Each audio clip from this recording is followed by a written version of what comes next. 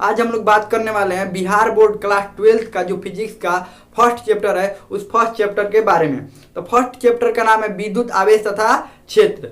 देखिए इसमें का जो डिफिनेशन है, परिभाषा है, ये सब रट के याद कर लेते हैं, लेकिन ये रट कर याद करने से कुछ दिनों तक याद रहता है, ज़्यादा दिनों तक नहीं याद रहता है। तो आज यही इस चैप्टर को हम समझने का प्रयास करेंगे। इसको आप अंत तक देखते रहिएगा, अंत तक देखते रहिएगा तो सारा चीज़ आपको याद हो जाएगा। विद्युत आवेश ये सब क्या होता है, आवेश क्या होता है, कैसे होता है किसी वस्तु में, ये सब आपको समझ में आ जाएगा। तो इसको आप अंत तक देखते रहिएगा।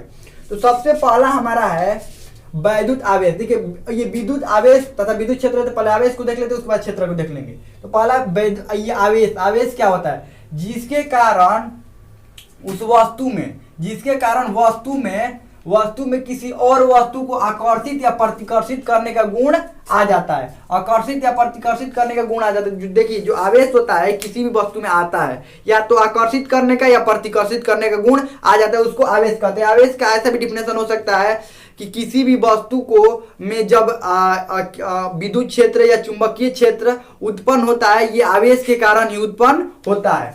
तो देखिए ये आवेश जो होता है किसी वस्तु में गुण आता है, ये आता है जब ये आता है तो आकर्षण या प्रतिकर्षण का गुण लेकर आता है। आकर्षित होगा या प्रतिकर्षित होगा। जैसे नॉर्मली हम लोग ये जब भी हम ये अपने पेन को बालों में रगड़ते हैं, ऐसे मान लीजिए ये पेन हो गई, ये मार्कर हो गया, इसको बालों में रगड़ते हैं तो ये छोटे छोटे जो कागज के टुकड़े होते हैं ये सट जाते हैं। जो छोटे छोटे ये कागज के टुकड़े होते हैं ये सट जाते हैं। देखिए छोटे छोटे कागज के टुकड़े जो होते हैं वो सट जाते हैं, वहाँ इसमें सट जाते हैं। तो इसमें क्या होता है, ये विद्युत का गुण आ जाता है। इसमें क्या आ जाता है, ये आवेश का, विद्युत आवेश का ये गुण आ जाता है, जिसके कारण ये जो कागज के छोटे छोटे टुकड़े हैं ये सट जाते हैं। अब देखिए इसमें जो गुण आया वो आवेश का गुण आया है। तो ये देखिए जब किसी वस्तु में आकर्षित या प्रतिकर्षित करने का गुण आ जाता है उसको आवेश कहते हैं। और यही वस्तु जब किसी वस्तु को खींचने लगे, जैसे छोटे छोटे टुकड़े को खींच रहा है, तो इसी वस्तु को आवेशित या विद्युतमय वस्तु कहते हैं, क्योंकि इसमें आवेश का गुण आ गया तो ये आवेशित वस्तु हो गई। और आवेश किसे कहते हैं, जब किसी वस्तु में किसी दूसरे वस्तु को खींचने का गुण आ जाए या आकर्षित या प्रतिकर्षित करने का गुण आ जाए, उसको क्या कहेंगे, आवेश।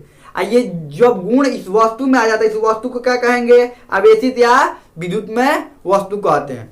अब देखिए इसके आगे बढ़ते हैं हम लोग, इसके बाद आगे बढ़ते हैं। अब देखिए आवेश के संकेत होता है, ये स्मॉल क्यू भी होता है और कैपिटल क्यू से भी आप सूचित कर सकते हो, कोई दिक्कत नहीं है। ये स्मॉल क्यू थोड़ा ज्यादा रहता है, ज्यादा प्रचलित है। अब देखिए इसका मात्रक क्या होता है, आवेश का मात्रक कूलाम्ब होता है। आवेश का क्या मात्रक होता है, कूलाम्ब होता है। और इसका बड़ा मात्रक फैराडे होता है। अब देखिए आवेश एक अदिश राशि, अदिश राशि का मतलब क्या है, जिसमें दिशा ना हो। आवेश में दिशा क्या जरूरत है, आवेश कहीं पर प्रवाहित कीजिए, कोई दिक्कत नहीं है। आवेश कहीं पर भी जाएगा, कुछ भी होगा, कोई दिक्कत नहीं है। तो ये आवेश एक अदिश राशि है। अब देखिए आवेश के बाद, देखिए आवेश के बारे में थोड़ा और अभी डिटेल में आगे बात करेंगे। धन आवेश क्या होता है, ऋण आवेश क्या होता है, ये सब आगे बात करेंगे। लेकिन अब देख लेते थोड़ा स्थिर विद्युत क्या होता है। अब देखिए स्थिर विद्युत क्या होता है, ये नामे से समझ में आ रहा है। स्थिर का मतलब क्या होगा, एक जगह होगा। स्थिर का मतलब एक जगह। तो देखिए स्थिर विद्युत, जब आवेश स्थिर यानी विरामावस्था में रहता है उसे स्थिर विद्युत कहते हैं। ये आवेश जो होता है, ये स्थिर विद्युत का काम क्या होता है, हमारे जीवन में ये स्थिर विद्युत बहुत महत्वपूर्ण भूमिका निभाता है। देखिए कैसे जीवन में हमारे महत्वपूर्ण भूमिका निभाता है। ये आवेश चालक के बाहरी सतह पर विद्युत क्षेत्र का मान शून्य होता है। आवेश जो होता है, आवेश ये चालक के बाहरी सतह पर इसका मान शून्य होता है। देखिए कैसे, ये चालक मतलब जो आप जिससे विद्युत धारा प्रवाहित हो जाए उससे चालक, जिसमें विद्युत धारा प्रवाहित ना हो उसे कुचालक कहते हैं। समझिए ये लोहा होगा एक चालक, मान लीजिए लोहा का ये गोला ले लीजिए, ये खोखला है, ये ऊपर इसका विद्युत, ये मान लीजिए इसको करंट दिए यहाँ से, तो ये जो विद्युत का मान है ऊपर ही रहेगा, अंदर एकदम इसका मान क्या होगा, शून्य रहता है। यही स्थिर विद्युत बताता है कि स्थिर विद्युत ये कहता है कि इसका जो मान है ये बाहरी सतहों पर ही रहेगा। विद्युत का मान कहाँ रहेगा, जब कोई चालक खोखला हो, जब कोई चालक खोखला रहता है तो उसका जो विद्युत है वो बाहरी सतहों पर ही रहता है, ना कि अंदर। अंदर एकदम शून्य मान होता है, विद्युत क्षेत्र का मान अंदर शून्य रहता है। अब देखिए इसका हमारे जीवन में क्या उपयोग है। जैसे बोला जाता है कि जब आप बाहर हो और बारिश हो रहा हो तो आपको कार या बस में ही रहना चाहिए, ना कि आप अगर कार या बस में हो तो उसी में रहना चाहिए, ना कि बाहर फील्ड में रहना चाहिए। क्यों, क्योंकि जब वो बिजली या कोई भी झटका आपको आएगा तो बस के छत या कार के बाहरी सतहों पर ही रह जाएगा, आपको अंदर झटका नहीं लगेगा। और यही कहता है स्थिर विद्युत। अब उसके बाद देखते हैं आवेश के जो प्रकार होते हैं, आवेश के प्रकार कितने होते हैं, आवेश कितने प्रकार के होता है।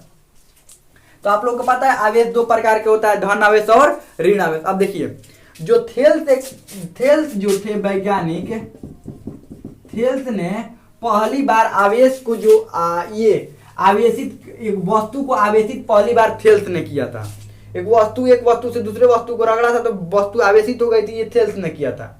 लेकिन बेंजामिन फ्रैंकलिन ने उन्होंने धन आवेश और ऋण आवेश की खोज किया था। उन्होंने किया ये था कि रेशम से कांच के छड़ को क्या किया था, रगड़ा था। कांच के छड़ तो जानते, कांच मतलब शीशा, कांच के छड़ को रगड़ा था रेशम से। तो क्या हुआ, रेशम से कांच के छड़ को रगड़ा तो ये कांच के छड़ में ये खींचने का आकर्षित और ये आकर्षित करने का गुण आ गया। अब यहाँ पर हमने आपको बताया था कि आवेश में आकर्षित करने और प्रतिकर्षित करने का गुण आ जाता है। आवेश किसी वस्तु में आता है तो आकर्षण या प्रतिकर्षण, हम तो सिर्फ आकर्षण वाला ही बताए थे कि ये खींच लेता है, बालों में रगड़ने पर खींच लेता है। प्रतिकर्षण यानी कि दूर भागने वाला तो बताया नहीं था। देखिए ये बेंजामिन फ्रैंकलिन ने बताया था, जब रेशम से ये कांच के छड़ को छड़ को रगड़ा, ये रेशम मान लीजिए रेशम हो गया, ये कांच को छड़ को ऐसे रगड़ा, एगो छड़ को रगड़ लिया, इसको बाद फिर दूसरा छड़ को इसी से रगड़ा, यही रेशम से, तो ये दोनों छड़ में धन आवेश उत्पन्न हो गया। दो गो छड़ हुआ, दोनों छड़ में धन आवेश, ये दोनों छड़ को जब पास लेकर आए ना, दोनों को प्रतिकर्षण हो रहा है, यानी भाग रहा था, एक दूसरे से दूर हट रहा था। तो क्या हुआ, उसमें प्रतिकर्षण का गुण आ गया। यानी उससे ये पता चलता है कि ये जो कांच के छड़ में धन आवेश उत्पन्न हुआ और वो क्या कहते हैं रेशम में ऋण आवेश उत्पन्न हुआ, तो ये प्रतिकर्षण का भी गुण आ जाता है। अब देखिए धन आवेश और ऋण आवेश। अब धन आवेश कब उत्पन्न होगा, जब इलेक्ट्रॉनों की कमी होगी ना तो धन आवेश उत्पन्न होगा, इलेक्ट्रॉनों की अधिकता होगी तो ऋण आवेश। जब इलेक्ट्रॉन की कमी होती है तो धन आवेश, इलेक्ट्रॉन की अधिकता होती है तो ऋण आवेश। अब देखिए ये धन आवेश और ऋण आवेश, अब किसी भी वस्तु को आवेशित करने के लिए दो को काम करना पड़ेगा, या तो उसमें इलेक्ट्रॉन अधिक कमी करना पड़ेगा, इलेक्ट्रॉन घटाना पड़ेगा, या इलेक्ट्रॉन बढ़ाना पड़ेगा। अगर ना कीजिएगा तो वस्तु उदासीन रह जाएगी, उदासीन। अब देखिए कोई भी वस्तु उदासीन होती है, देखिए कैसे हम लोग को पता है कि दुनिया में जितने भी पदार्थ, जितने भी चीजें सब परमाणु से मिलकर बने हैं। ये मार्कर हो गया, ये छोटे छोटे परमाणु से, मार्कर हो गया, बोर्ड हो गया, जितने भी चीजें सब किससे बने हैं, परमाणु से। परमाणु के तीन कण होते हैं, इलेक्ट्रॉन, प्रोटॉन और न्यूट्रॉन। जो इलेक्ट्रॉन होता है वो कक्षा के बाहर रहता है, और प्रोटॉन होता है ये परमाणु के नाभिक में प्रोटॉन और न्यूट्रॉन रहता है। जो प्रोटॉन होता है वो धन आवेशित होता है, और जो न्यूट्रॉन होता है वो उदासीन होता है। तो ये नाभिक भी क्या होता है, धन आवेशित होता है। तो इसी के कारण ये धन आवेशित होता है प्रोटॉन, और ये बाहरी इलेक्ट्रॉन ऋण आवेशित होता है। दोनों पर आवेश एक इतना होता है, तो ये माइनस और प्लस दोनों उदासीन बन जाते हैं। तो कोई भी पदार्थ उदासीन रहता है तो इसको या तो इलेक्ट्रॉन कमी करना पड़ेगा, इलेक्ट्रॉन बढ़ाना पड़ेगा। तो इलेक्ट्रॉन कमी कीजिएगा, बढ़ाइएगा, कमी कीजिएगा तो ये धन आवेश उत्पन्न हो जाएगा, और बढ़ाइएगा तो ऋण आवेश उत्पन्न हो जाएगा। अब देखिए एक इलेक्ट्रॉन पर कितना आवेश रहता है, -1.6 गुना 10 माइनस 19 कूलम रहता है। उसके बाद ये प्रोटॉन पर आता है +1.6 गुना 10 के पावर -19 कूलम रहता है। न्यूट्रॉन पर तो कोई आवेश नहीं रहता, आपको पता ही है, न्यूट्रॉन पर कोई आवेश नहीं रहता। वो न्यूट्रॉन मतलब समझ लीजिए न्यूट्रॉन पर कोई आवेश नहीं रहता।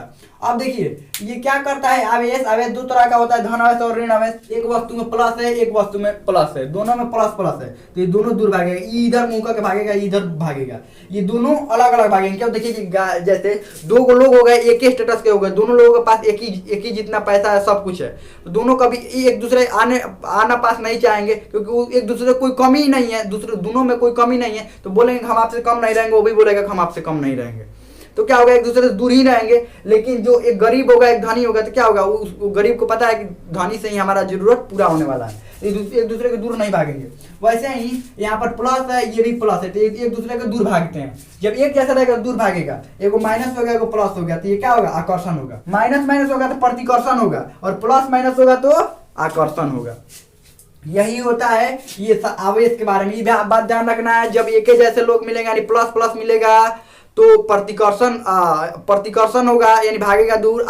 ये माइनस प्लस मिलेगा तो आकर्षण होगा। आगे बढ़ते हैं, आवेश का क्वांटमीकरण। अब देखिए आवेश का क्वांटमीकरण क्या होता है। आवेश को अनिश्चित रूपों में विभाजित नहीं कर सकते हैं, उसे आवेश का क्वांटिमीकरण कहता है। अब अनिश्चित रूप में विभाजित नहीं कर सकते का मतलब ये हुआ कि आवेश को टुकड़ा टुकड़ा नहीं तोड़ सकते हैं। अब एक इलेक्ट्रॉन को आधा आधा नहीं तोड़ सकते, ये नहीं कि किसी को देना होगा तो 3 इलेक्ट्रॉन दे सकते हैं, 2 इलेक्ट्रॉन दे सकते हैं, एगो ये नहीं कि 3.5 इलेक्ट्रॉन नहीं दे सकते हैं, 2.5 इलेक्ट्रॉन नहीं दे सकते, 2.25 इलेक्ट्रॉन नहीं दे सकते हैं। देना हो तो पूरा देना पड़ेगा। इसीलिए आवेश का सबसे छोटा इकाई, सबसे छोटा इलेक्ट्रॉन होता है। सबसे छोटा इकाई क्या होता है? इलेक्ट्रॉन होता है। इलेक्ट्रॉन से नीचे आप उसको नहीं तोड़ सकते हैं।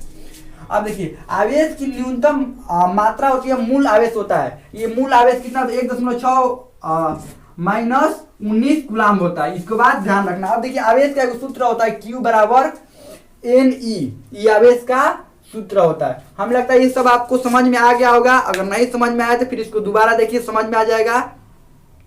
यही था विद्युत आवेश तथा क्षेत्र। हाँ, क्षेत्र के बारे में थोड़ा देख लेते हैं, क्षेत्र क्या होता है। देखिए, विद्युत देखिए, मान लीजिए विद्युत हो गया, जहां तक इसका अनुभव, इसके बल का अनुभव किया जाएगा उसको विद्युत क्षेत्र बोलते हैं। यानी इसका क्षेत्र जहाँ, जैसे एक भैंस बांधी हुई है और यहाँ तक इसका रस्सी है, तो ये घूम घूम कर चारों तरफ चरेगी। तो चारों तरफ जब चरेगी ये घूम घूम कर, तो ये इसका पूरा क्षेत्र होगा। वैसे ही यहाँ पर विद्युत क्षेत्र होता है, विद्युत के बल का जहां तक अनुभव किया जाता है उसे विद्युत क्षेत्र कहते हैं। बस यही आपको बात ध्यान रखना है कि विद्युत क्षेत्र, जहां तक विद्युत का अनुभव किया जाएगा उसे विद्युत क्षेत्र कहते हैं।